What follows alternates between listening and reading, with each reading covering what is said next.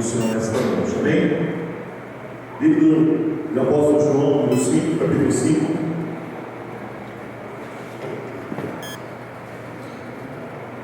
E o verso 6. Me achou que amém? Diz assim a palavra de Deus no verso 5. E estava ali um homem que havia 38 anos e se achava enfermo. E Jesus, vendo ele se deitado, e sabendo que estava nesse estado havia muito tempo, disse-lhe: quer ficar são? O enfermo respondeu: Senhor, não tenho homem algum que, quando a água é agitada, me coloque no tanque, mas quando eu vou, desce outro antes de mim. Você pode curvar sua cabeça nesse momento, orar comigo? Mas a grande questão aqui é as condições que haviam ali dentro. Eu quero dizer para você como Satanás faz com algumas coisas. Aquele lugar era um lugar bonito, um lugar onde era um lugar cheiroso, um lugar limpo, um lugar conectado a pessoas, e de repente se tornou um lugar sujo, um lugar onde havia muitos enfermos. A Bíblia diz que se concentrava cegos, enfermos, e a palavra enfermo, na sua origem grego, são pessoas com todos os tipos de enfermidades muito sérias. Quando a Bíblia fala coxo, a Bíblia ela é muito clara quando ela fala coxo, na sua versão, porque ela está falando de pessoas amputadas, pessoas que tiveram gangrena, trombose, câncer, e eles não sabiam dar os nomes, então nós vamos assim, generalizando coxos. Então naquele momento, ali naquela casa, havia centenas de pessoas. Talvez quando você ouve a história, você pensa que era uma piscininha assim, e havia 5 ou 10 pessoas. Havia centenas de pessoas. Todas elas estavam doentes, todas elas estavam com problemas, e viajavam de longe, porque ouviam dizer que as águas se moviam, e ali elas eram curadas. E quando a Bíblia descreve que as águas se moviam, a sua tradução é violentamente, ou seja, elas tremiam como um terremoto. E ali alguém caiu. Mas você imagina, você tendo uma única chance de ser curado de um câncer, de ser curado de uma cegueira, de uma paralisia. Você está doente, condenado à morte, e você tem uma única chance de ser curado. Mas toda vez que você ora, a sua chance passa e você não pode ser curado. O desespero que essas pessoas não tomaram, a agonia que essas pessoas não tomaram. Muitos deles depois se comoveram. Os historiadores dizem que as famílias levavam e traziam, mas como a pessoa nunca era curada, alguns cansavam por causa da distância, não havia Uber, não havia ônibus, não havia transporte, haviam caminhadas muito longas até. Você imagina alguém levar um paralítico quilômetros no colo, ou arrastando uma maca? Então eles decidiam abandonar. Hoje, quando a gente vai visitar os amigos, a gente vê idosos abandonados, e hoje o recurso é muito melhor. A gente tem Uber, a gente tem um carrinho, o mais simples que tem, todo mundo tem um carrinho hoje, um ônibus para chegar, e as pessoas abandonam os idosos. Os idosos estão abandonados. Nesse Natal, eles vão passar sozinho, porque a sua família não esqueceu deles. Eles estão num tanque de Betesda. O tanque de Betesda existe até hoje. Existe em São Paulo um lugar que chama Cracolândia. É um tanque de Betesda. Eles faziam as necessidades no local, urinavam ali mesmo.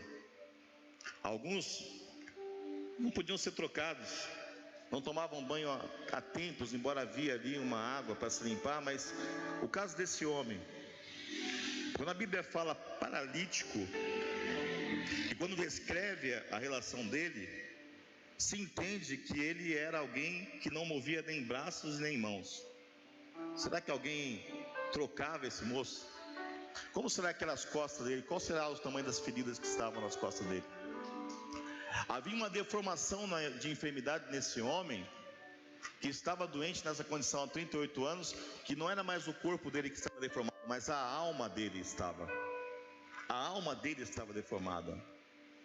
E quando Jesus chega, Jesus vem de uma festa. Não se sabe bem qual a festa, não se sabe se foi a Páscoa, mas era uma das festas de peregrinação. Provavelmente seja a festa das tendas, pelo tempo. E todo judeu ia para essas festas de peregrinação, a festa das colheitas, as tendas. E Jesus foi para essa festa. Jesus foi para a festa, mas não conseguiu ficar na festa.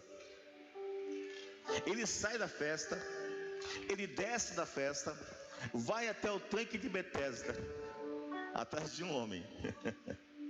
Pastor, mas tinha centenas de pessoas, mas havia um homem ali, que Jesus enxergou algo nele, que precisava ser feito. Mas Jesus só curou ele? Claro que não. A Bíblia fala que Jesus foge do lugar depois do milagre, porque os doentes começam a se aglomerar. Então provavelmente Jesus começou a colocar a mão, tocaram nele e muita gente foi curada. A Bíblia não diz, mas é óbvio que isso aconteceu, porque ele foge do lugar, porque começa uma aglomeração e ali os guardas sabem que ele está lá sozinho e eles tentam prendê-lo. E quando eles tentam prendê-lo, Jesus vê que ele vai ser preso, Jesus sai dali e vai para o templo. Então Jesus curou muita gente, mas era algo específico, havia um encontro marcado com aquele homem.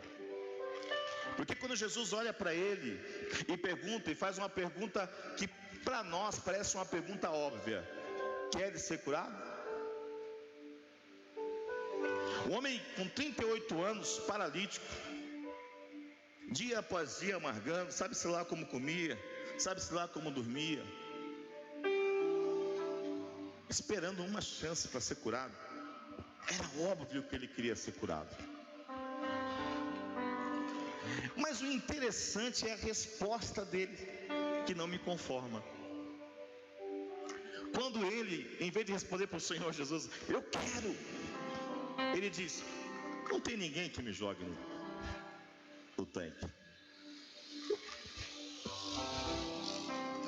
Ele já estava conformado com a sua situação. Ele havia desistido de viver. Ele estava ali porque estava. Ele nem acreditava mais que ia ser lançado. Porque qualquer um de nós que estivesse no último momento da nossa vida ali, esperando uma chance, e alguém perguntasse: ei, você quer ser curado? Eu quero, lógico que eu quero ser curado. Mas ele não queria. No fundo ele não queria mais, ele já estava cansado. Ele já estava cansado daquela vida. Ele havia entregado os pontos. Existem pessoas que às vezes não está como esse homem deitado paralítico, não está numa condição física dessa. Porque nós só entendemos a enfermidade quando olhamos para o corpo e entendemos que alguém está enfermo no corpo, uma depressão, com câncer.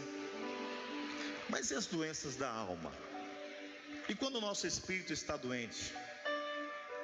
São doenças que nos levam para um patamar de eternidade, de sofrimento eterno. Porque não estamos resolvidos com Cristo no âmbito espiritual. Quantas pessoas que a gente conhece, eu já contei várias vezes a história do meu avô aqui, um missionário, plantou igreja no litoral, em tudo quanto foi canto, mas nos seus últimos dias, o pessoal começou a orar por ele, para que ele fosse curado. Ele falava: meu Deus, fala para esse povo não orar para eu ser curado não. O Espírito Santo já apareceu no quarto e falou que eu vou embora, eu não quero ficar aqui não. Ele falava: meu filho, vai lá fora, fala pro povo, não ora mais para eu ser curado, eu não quero. Porque o Espírito Santo esteve aqui e falou: você que me quer, você acha que eu não quero ir embora? Eu chorei com ele, falei assim: eu vim consolar o Senhor, o Senhor está me consolando? E naquela semana ele partiu. E ele apontava para o canto e dizia assim: está vendo ali? O Espírito Santo está ali.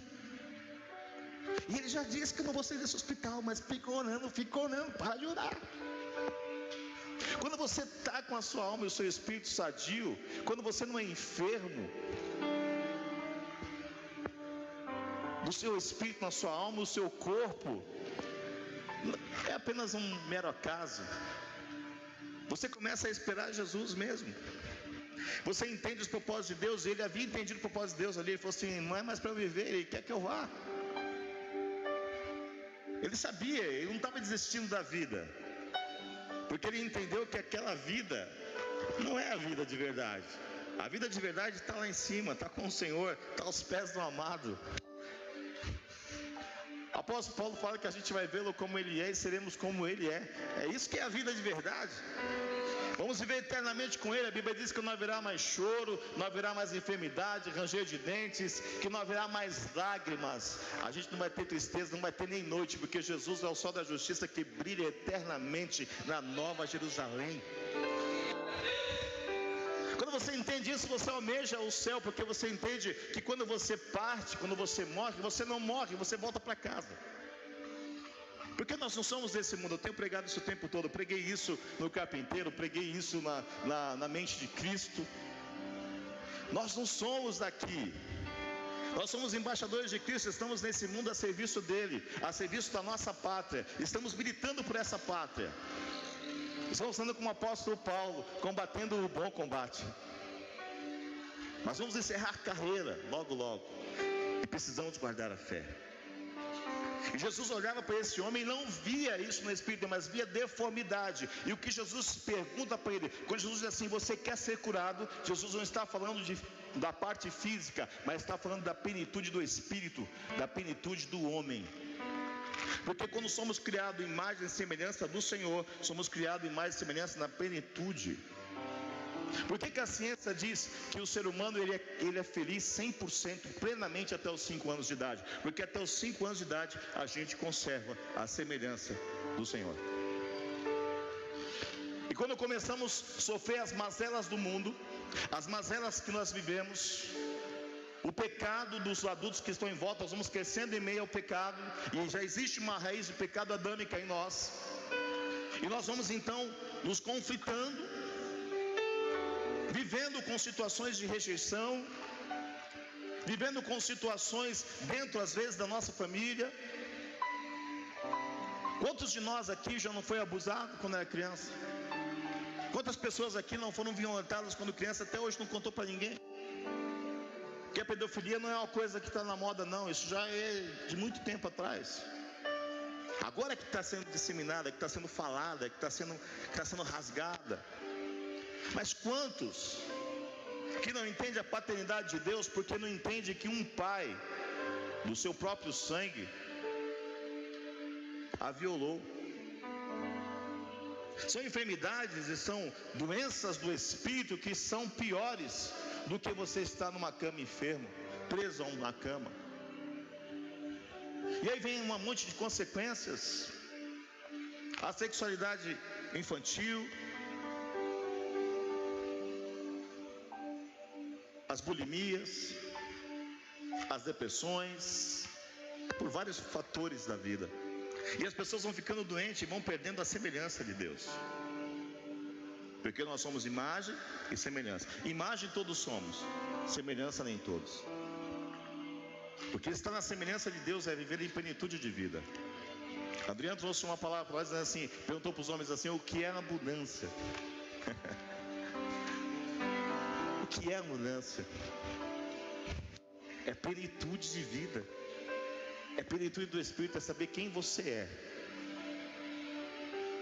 o que você está fazendo aqui, para onde você vai e qual o seu propósito de vida. Jesus olha para aquele moço e fala: ele tem um propósito. Porque quando nós olhamos, irmão, para nós mesmos, a gente não vê nenhum propósito. Amém ou não amém? Quando alguém disse a primeira vez, quando meu pastor olhou para mim a primeira vez assim: você vai ser um pastor. Eu falei assim: o senhor está maluco? Pensa num pastor xarope, doidão que é você. Você acha que o povo vai querer um pastor doidão igual eu? Deixa eu falar uma coisa para você. Guarda o que eu vou falar para você. Às vezes a sua mãe não vai ver nada em você. Às vezes o seu pai não vai ver nada em você. Talvez eles vão dizer: esse menino não dá mais jeito, essa menina. Mas quando Jesus olha para nós e Ele vê algo que a gente pode ser, acredite, você pode ser o que Ele está dizendo que você pode ser. Porque Ele vê algo em nós que ninguém vê. Ele consegue olhar dentro de nós e Ele fala: se eu ajustar aqui, se eu apertar ali, se eu der uma polidinha aqui, uma lixadinha ali, se eu arrancar isso fora, vai ficar top. Eu preguei aqui esses dias, eu preguei de gratidão, e eu disse que um carregador de queijo, de marmita, chegava num campo de batalha. Magrelo, roupa surrada, sandálias empoeiradas, carregando uma carroça de queijo e pães. Tomou uma burdoada do irmão quando perguntou: o que está acontecendo aí? Nada, o que você quer, eu sou intrometido. O menino chega desse jeito e sai como campeão de Israel, segurando uma espada e a cabeça de um gigante. Ninguém viu isso nele, mas Jesus via algo nele. Pode virar para o seu irmão e falar assim: ninguém está vendo nada em você, mas Jesus vê muita coisa em você. Pode falar para o seu irmão que está ao seu lado aí, diga para ele. Talvez ninguém veja nada em você, mas quando Jesus olha para você, ele vê um campeão. Talvez as pessoas olhem para você e vejam carregador de queijo, alguém simples, alguém que ninguém dá nada para você, alguém que já foi até desdenhado, já foi humilhado. Mas quando Jesus olha para você, ele faz uma pergunta: ei, quer ser curado? Ei, quer ser sarado? Quer ter plenitude?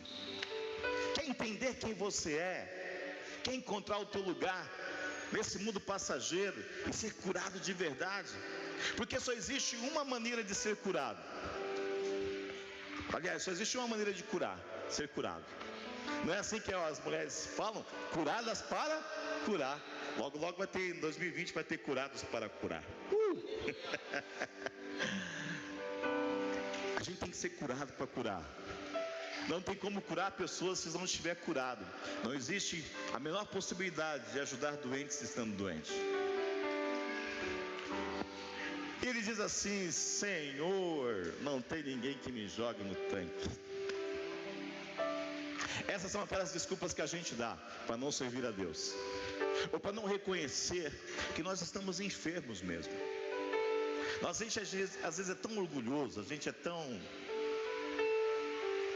dono de si, e eu falo com propriedade porque eu era assim, que a gente não reconhece a nossa enfermidade. A gente passa a adotar a enfermidade como se fosse nossa personalidade ou nossa identidade. O que esse homem está fazendo aqui? Ele assumiu esses 38 anos como sendo ele. Eu sou esses 38 anos. Ele não era mais aquela pessoa. A Bíblia não descreve o nome dele, mas vamos dizer que ele chamava José, sei lá. O José perdeu a identidade. Quem ele era? O homem de 38 anos de Betesda, o paralítico, aquele que ninguém olha para ele, aquele que ninguém joga dentro do tanque, aquele que toda vez que vai descer, deu errado de novo. Esse cara, ele está se considerando o maior azarado do tanque de Betesda. Ele praticamente diz assim: Jesus, eu sou um baita do azarado. Não dá certo, toda vez que eu estou ali, toda vez que eu estou ali na porta, que eu falo é agora, alguém pega meu lugar. E eu estou na casa da misericórdia. Eu estou na casa da misericórdia, mas ninguém tem misericórdia de mim, porque a palavra misericórdia significa sentir o que o outro sente, sentir a dor do outro, sentir a sede do outro, sentir a fome do outro, sentir a tristeza do outro, chorar o choro do outro. Isso é misericórdia. Misericórdia é você se colocar no lugar da pessoa, estar no lugar da pessoa. Ele está na casa da misericórdia, mas ninguém tem misericórdia dele. Ele está no lugar da misericórdia, mas ninguém dá um empurrão nele, ninguém joga ele na piscina no momento certo. Ele não está vendo essa misericórdia. Mas de repente ele está ali, naquele momento ali, tristonho, naquele momento pensando: talvez eu sou o maior azarão da casa da misericórdia, não há misericórdia para mim. E ele vê um homem chegando, vestido de linho, devagar, de fala mansa, um homem aparentemente simples. Aquele homem se senta ao lado dele e puxa a conversa, perguntando se ele quer ser curado. Ele não dá atenção nenhuma. Ele não quer papo, você percebe que ele não quer conversa, você percebe que ele não está muito afim. Mas ele não imagina que quem está falando com ele é a própria misericórdia. Ele não imagina quem é que está falando com ele, perguntando se ele quer ser curado. Ele é o Senhor da misericórdia. E isso é revelado em João 3,16, quando diz assim: porque Deus amou o mundo. Eu gosto muito da versão NVI, porque ela diz assim: amou tanto, que deu o seu único filho, para que todo aquele que nele cresce não perecesse, mas tivesse a vida eterna. Se ele entendesse quem é que estava na frente dele,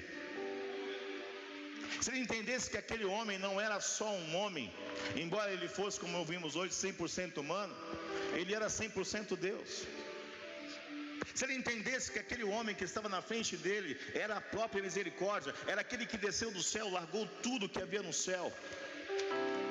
Se ele entendesse que aquele homem é a palavra, era o verbo vivo que o apóstolo João diz que se fez carne e habitou entre nós e desceu para habitar em nós. Se ele entendesse que aquele homem estava na criação do mundo e que quando dizia haja luz, haja ser vivente, ele era a própria palavra, ele fazia parte da triunidade divina. Se ele soubesse quem ele era, você acha que ele ia responder isso? Mas às vezes Jesus está tão próximo da gente, Jesus tem feito perguntas para nós, Jesus tem nos cutucado, Jesus tem puxado o papo com a gente, tem tentado conversar com a gente, e a gente está falando: ah, não tem ninguém que me ajude, Jesus. Ele está falando: estou aqui, estou aqui, olha para mim, sou eu que estou falando com você. Mas as enfermidades da tua mente, do teu corpo, do teu espírito, da tua alma, está tão latente que você não consegue ouvir o dono da misericórdia.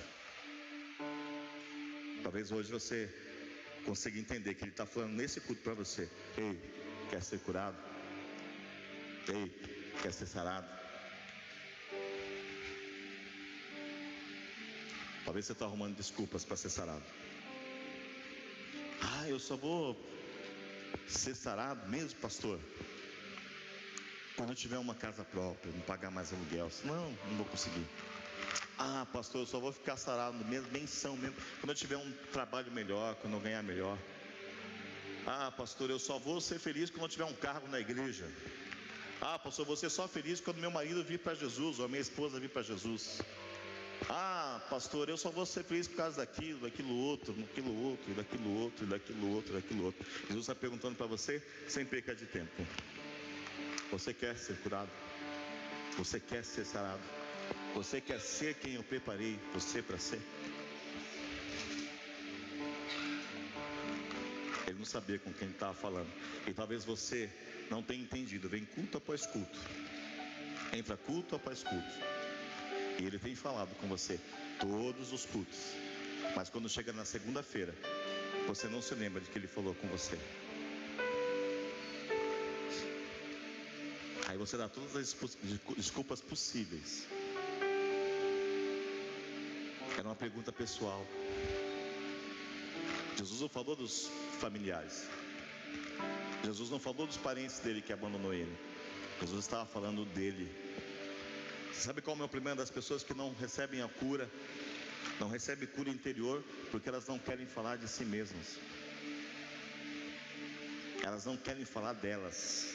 Você senta com a pessoa e ela fala de todo mundo. Ela fala do Bolsonaro, do Lula, ela fala do caminhoneiro, ela fala do motorista de ônibus, ela fala do taxista, ela fala do homem da farmácia, do marido, dos filhos, da esposa, do chefe, mas não fala dela.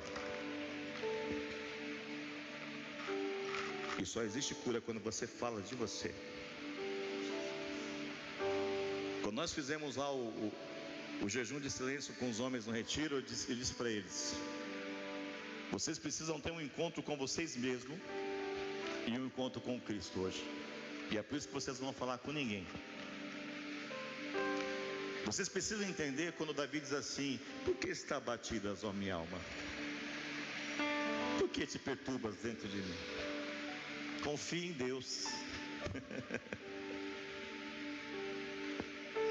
Às vezes a gente precisa falar com a nossa alma. pregar para nós mesmos. Quando a Bíblia diz medita de dia e de noite a minha palavra, ele está dizendo assim: ei, fala com você mesmo, lembra daquela palavra, lembra daquilo que foi falado, lembra daquela frase, lembra daquele versículo, lembra daquele sermão, lembra daquele culto, lembra o que eu prometi. São as formas que você vai falando para você mesmo: ei, olha, ei, você não é quem você está pensando, você é quem Ele quer que você seja, que Ele quer que você seja. Mas tem gente que está deitado na maca. A maca daquele homem era tão dele, que se naquela época existisse o uso capião, ele não precisava nem entrar com uma ação, a cama era dele. Ele estava apropriado daquela cama. E quando a Bíblia traz cama, a palavra original traz intimidade, pessoalidade. Ou seja, a cama fedida dele, aquela cama que estava ali deitado naquela cama, que estava ali imunda, aquilo passou a ser a personalidade dele, a intimidade dele. Era como se ele dissesse assim: a dor é minha, não toque na minha dor. Só eu sei o que eu estou vivendo. Ninguém vive na minha pele. Ninguém come o que eu como, ninguém dorme o que eu durmo, ninguém sabe o que eu vivo lá. Eu conheço alguém que sabe. Porque quando ele desce de lá, ele desce para ir falar com esse homem. Eu conheço quem sabe. E você pode enganar pai, mãe, esposa, esposo, pastor, mas você não pode enganar o dono da misericórdia, porque ele sabe o que você vive. E ele sabe o que você precisa. Ele dá uma ordem. Mas eu gosto do verso 6 que é assim: e Jesus, vendo ele deitado, sabendo que estava ali há muito tempo. Jesus sabia que ele estava ali. Ele viu. Mas ele não viu ali, porque Jesus não nos vê no momento da nossa fraqueza, no momento da nossa doença. Jesus nos vê desde sempre. A palavra diz que Ele nos conhece desde antes da fundação do mundo. É por isso que quando Jesus olha para nós prostrados desse jeito, enfermos na alma desse jeito, Ele olha para nós e diz assim: não foi isso que eu sonhei, não foi isso que eu construí, não era isso que eu queria. Quando Jesus criou Adão com as próprias mãos e fez Adão formando ele do barro, foi a única coisa que a Bíblia diz que ele realmente trouxe um toque pessoal. Era como se ele estivesse pincelando uma tela de arte. E ele fez isso com o homem e com a mulher. E depois com a mulher, tira a costela da mulher e também ele forma a mulher. Quando ele olha para o ser humano, isso, anjos não foram assim, toda a criação não foi assim, todas as coisas espetaculares, extraordinárias que há no universo não foi assim. Mas quando ele olha para nós, ele fala assim: ei, vem cá Espírito Santo, vem cá filho, façamos o homem a nossa imagem e semelhança. Existe um toque de personalidade quando ele nos forma. E ele forma e sopra sobre o homem o espírito de vida. Ele não faz isso com nenhum outro ser vivo. Ele diz: haja ser vivente, haja bestas feras, haja peixes, haja isso. Mas com o homem não, ele sopra nas narinas. Você quer mais personalidade do que isso? O Espírito de Deus entra em nós. E é por isso que há uma briga entre a carne e o Espírito, porque o Espírito vem diretamente do trono do Pai. É por onde Ele se relaciona conosco, é pelo Espírito. E quando Jesus olha e vê as mazelas do mundo, e vê tudo que está vivendo, tudo que está acontecendo, Ele fala: não foi isso que eu quis, não foi isso que eu criei, não era esse plano. Mas mesmo assim, todas as vezes que o homem caiu, ele tinha um plano de salvação, ele tinha um plano de recomeço, ele tinha uma história de recomeço. Escuta, é tempo de recomeço, porque toda vez que você viver a maior mazela da sua vida, o maior pecado da sua vida, não importa o que aconteceu com você, não importa se você é um alcoólatra, um viciado, uma prostituta, um ladrão, não importa quem você é, não importa quem você acha que você é, Ele está dizendo para você: eu tenho um recomeço. Eu tenho recomeço. Eu tenho uma história nova. Eu tenho uma maneira de fazer você ser quem realmente eu quero que você seja. Eu tenho uma maneira de fazer você a não ser só uma minha imagem, mas você ser a minha semelhança. E aí ele pergunta de novo para você: quer ser curado? Quer ser sarado? E ele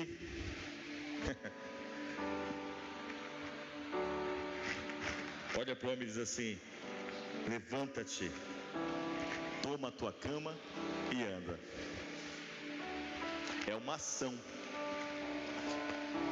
Primeiro o quê? Fala comigo: levanta. Diga de novo: levanta, toma a sua cama e anda. Eu estou falando com pessoas aqui, estou dizendo assim: Jesus está perguntando a você: ei, quer ser curado? E tem pessoa aqui que está ainda deitada assim, ó. E a palavra de hoje para você é: levanta, anda e toma a tua cama. Levanta, toma a tua cama e anda. O que ele está dizendo para você é uma ação, é uma atitude. O dono da misericórdia está aqui. Ele já esteve no seu lugar. Ele desceu das regiões celestiais, fez-se homem, nasceu, mamou, engateou, deu os primeiros passos, falou gugu dadá, tomou mamadeira, comeu papinha, foi para a escola, brincou, foi trabalhar com o pai, aprendeu a ser carpinteiro, foi carpinteiro, estudou. Ele passou todos os passos que você passou. Não existe nada que você viveu que Jesus não viveu. Você pode dizer: mas ele é Jesus. Mas ele era homem. E ele se fez homem exatamente para você não dizer: o senhor não sabe o que o senhor está falando. Ele vai dizer assim: não, eu sei, porque eu já estive no seu lugar.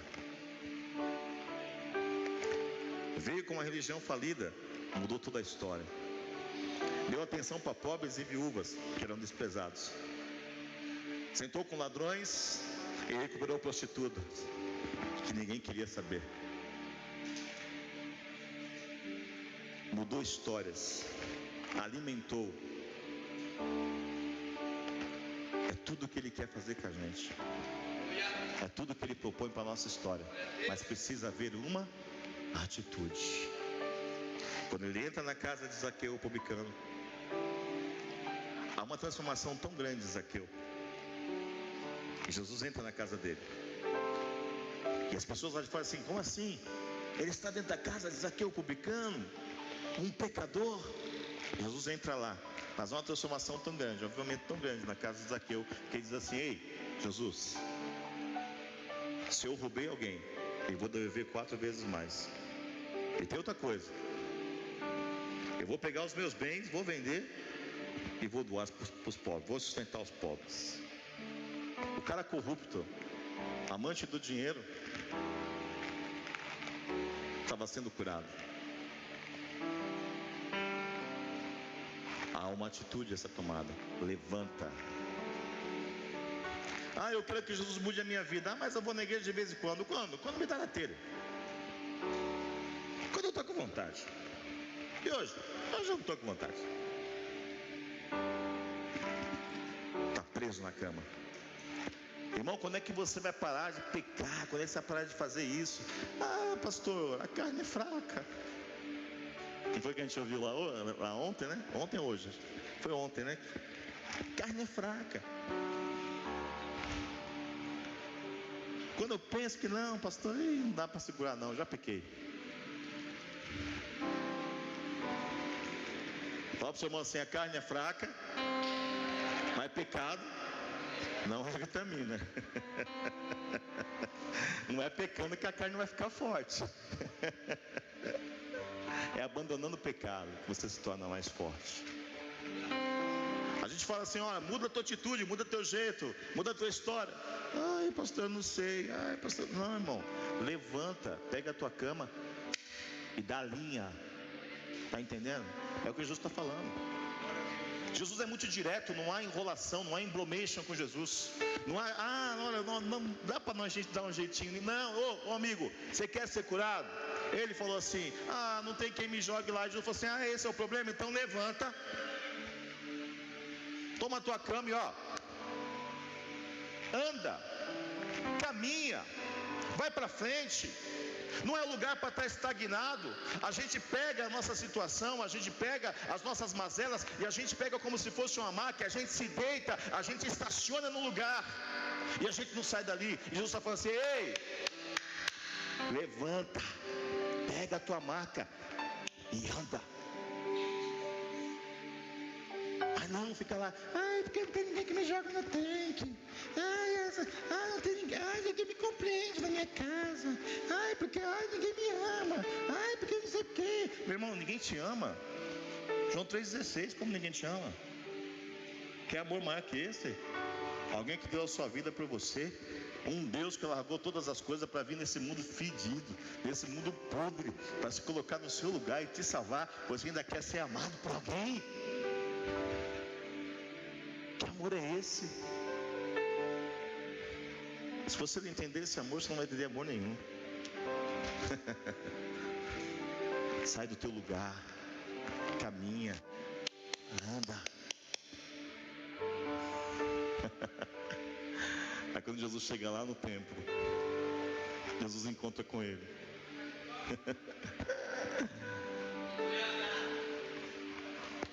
Já dá logo um conselho e fala assim: não peca mais não, hein?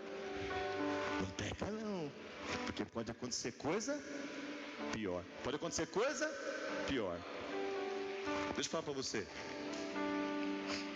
Jesus sabe quando você deu aquela escorregada sem querer. Os pecados cotidianos, Jesus conhece. Mas Jesus sabe quando você premedita, quando você esquematiza, quando você se programa e fala: o pastor falou que não existe pecado que Deus não perdoa. Se não existe pecado que Deus não perdoa, então eu posso dar uma pegadinha, né? Jesus vai perdoar. Aí você se programa, mano. Bom, eu vou fazer o seguinte: o pastor disse que só se arrepende com choro. Então eu já sei, eu vou dar essa picada. Depois eu fecho o quarto, ajoelho, dou uma chorada. Falo: Jesus, perdoa, porque eu sou fraco, Jesus, sou pecador. Jesus está assim para você. Acaba sem vergonha. É assim então, tá achando que é desse jeito? Tá achando que a graça é barata desse jeito? Como diz a pastora Priscila, tá achando que a graça é uma desgraça? Jesus sabe se é sincero. Jesus sabe se é do coração, se é um arrependimento genuíno. Aí a gente começa a abrir portas espirituais para que Satanás aponte a nossa vida.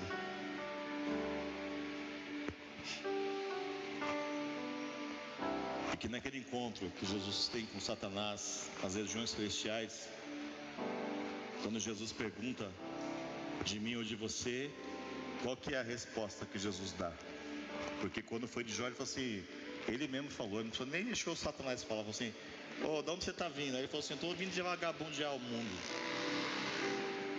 Aí ele falou assim: tu viu meu servo Jó? Ele falou assim: vi. Aí Jesus fala para ele: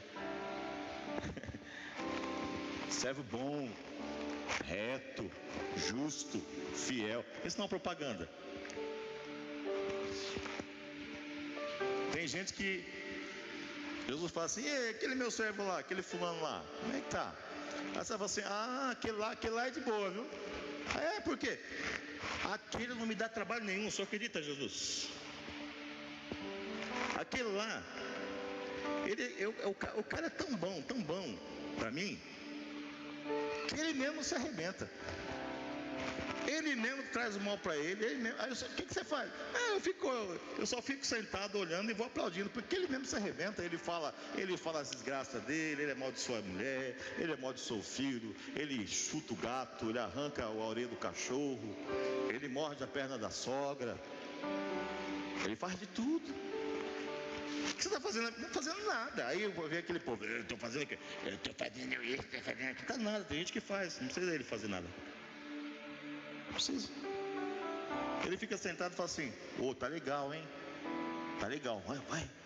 Ele fica como se fosse um jogo. Faz mais um gol, faz mais um gol. Aí você vai lá e faz. Jesus está falando, filho, quer ser curado? Levanta, pega a tua maca e anda. Para de desculpa. Chega de conversa. Está na hora, gente, da gente despertar. É os últimos dias. Talvez as igrejas não estejam mais pregando, mas Jesus está voltando. Essa pregação não está a demodê. Jesus está voltando. Quem acompanha a Bíblia, quem acompanha o cenário político, sabe que ele está chegando. E para muita gente chegou hoje, porque Jesus não vem só quando ele raia nas nuvens, mas ele vem também quando nos chama. Quando você pensa que não, ele fala 32, fala, Roberto Messias. Fui. E aí? E quando ele chamar a tua senha? É ele voltando para você, meu irmão. Mas ele está voltando de fato. É uma pregação que a gente não deve parar de falar. Ele está voltando. É tanta pregação de prosperidade. Não sou contra prosperidade. Eu acho que tem que ser próspero mesmo. Eu acho que Jesus tem que prosperar. Quanto mais a gente prospera, mais a gente investe na obra. Mas onde é que está a pregação verdadeira? Que Jesus liberta, perdoa pecados, nos leva para o céu, nos batiza com fogo e com água. Onde é que está essa pregação? Que Jesus está voltando para buscar uma igreja santa, irrepreensível, zelosa e de boas obras. Diga para o seu irmão assim, não sei se você acredita no que eu vou te falar, mas eu tenho uma notícia para te dar. Mas não fala assim, né? Eu pastor Samuel. Tem uns que faz assim, ó. Eu tenho uma notícia para te dar. Não é notícia para você, Samuel. Jesus está voltando, né? Não é crente não, rapaz. Não é crente não, te converte. Eu estou falando para você, eu estou dando uma boa notícia. Jesus Cristo está voltando para buscar a sua igreja. É possível. Tem uns crentes aqui, deixa eu ver. Tá por aqui. Vou dizer de novo, Jesus Cristo está voltando para buscar a sua igreja. Opa, está chegando aqui. Jesus Cristo está voltando para buscar a sua igreja. Vocês não são crentes não, né? Vocês são? Jesus Cristo está voltando para buscar a sua igreja. Então faça barulho, diga assim, Jesus Cristo está voltando para buscar a sua igreja, para me buscar. Ele veio me buscar, para voltar para casa. É isso que nós temos que viver o tempo todo, como se fosse o último dia. Hoje é domingo, mas talvez seja realmente o último batismo e a última Santa Ceia. Talvez seja a última vez que vocês vêm aqui na igreja. Quem sabe? Quando eu falar da bênção apostólica aqui, Jesus faz a nossa. Vai ficar só os panos velhos aqui no chão aqui. Lá vem o povo. Cadê esse povo, né? Lembra daquela música, pastor Samuel? Lembra daquela música? Onde está aquele povo barulhento? Pastor Samuel sabe, ele é um arquivo, irmão. Genivaldo também. Onde está que não se vê nenhum irmão? E com voz e lamento vai dizer, nesse momento, aquele povo foi-se embora para Sião. Cante comigo. Onde está aquele povo barulhento? Onde está? Onde está que não se vê nenhum irmão? E o que ficou? Alguém com voz e lamento vai dizer, nesse momento aquele povo foi-se embora para Sião. Aleluia, aleluia, glória a Deus. Maranata vem Jesus, Maranata vem Jesus, para buscar o seu povo, para vivermos eternamente com Ele. É por isso que Ele quer tanto te perguntar, quer ser curado? Porque você só pode entrar lá totalmente curado. Você não pode levar as mazelas para o céu. Você não pode levar essas dúvidas para o céu. Você não pode entrar com incredulidade no coração no céu. Você não pode entrar sem perdoar a sua esposa para o céu. Você não pode entrar sem perdoar o seu vizinho para o céu. Você não pode entrar com mágoas no coração. Existem coisas que são restritas ao céu. Existem coisas que te barram a entrar nas regiões celestiais do Senhor. Existe algo que te barra e o Espírito Santo vai marcar você conforme aquilo que está dentro de você. A Bíblia diz que nós temos o selo do Espírito Santo. O selo quer dizer que nós temos uma propriedade. Existe um dono nosso. Existe alguém que nós pertencemos a Ele. Nós pertencemos ao Espírito Santo. Ele nos sela. Ele diz assim: olha, este é meu, aquela é minha. Mas algumas coisas faz com que o selo do Senhor não esteja mais em nós. Alguns sentimentos mesquinhos, sentimentos do coração humano, algumas coisas que a gente pensa, pensamentos, nos tira esse selo e nós passamos a não ter mais a propriedade do Senhor. E vai ser nesse dia que o Espírito Santo vai dizer: este é meu, este não é. Este é meu, este não é. E é por isso que Jesus está perguntando para você: queres ser curado? Porque eu escolhi que o meu Espírito mora dentro de vocês. É escolha minha que o meu Santo Espírito more dentro de vocês. Fica de pé. Fica de pé.